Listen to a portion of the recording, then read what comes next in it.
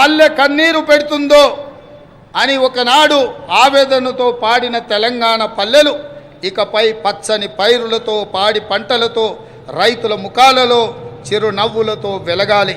ఒకనాడు పొట్ట చేత పట్టుకొని పట్నంకు వచ్చిన యువత రేపటి నాటి ప్రపంచానికి మన సత్తా చాటే శక్తిగా మారాలి.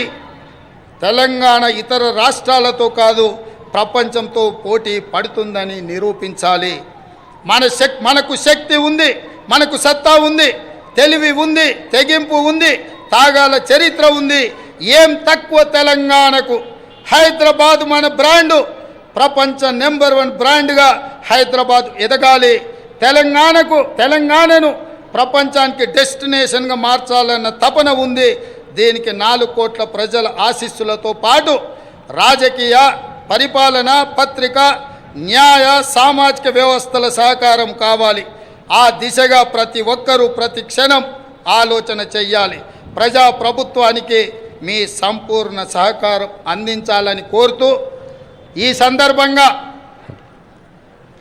ఈ వేదిక మీద నుంచి అధికారిక చరిత్ర పుటలలో ఒక గొప్ప సన్నివేశాన్ని, ఒక గొప్ప నిర్ణయాన్ని ఆనాడు లోక్సభలో ఆమోదింపజేసుకొని ఈనాడు తెలంగాణ రాష్ట్రం ఏర్పడ్డది అనంటే అందులో మొట్టమొదటి త్యాగం, సాహసం శ్రీమతి సోనియా గాంధీ గారు యూపీఏ చైర్పర్సన్గా ఉక్కు సంకల్పంతో ఈ తెలంగాణ రాష్ట్ర ప్రక్రియను వారు ముందుకు తీసుకెళ్లారు. రెండవ బాధ్యత బాబు జగజీవన్ రామ్ గారి సుపుత్రిక శ్రీమతి మీరా కుమారి గారు లోక్సభ స్పీకర్గా, మహిళగా, ఒక కన్న తల్లిగా పిల్లలను కోల్పోతే ఆవేదన ఎట్లుంటుందో తెలిసిన అమ్మగా మీరా కుమారి గారు సంపూర్ణమైన సహకారాన్ని అందించి ఆనాడు తెలంగాణ బిల్లును లోక్సభలో ఆమోదించడంలో అత్యంత క్రియాశీలక బాధ్యత వారు పోషించారు.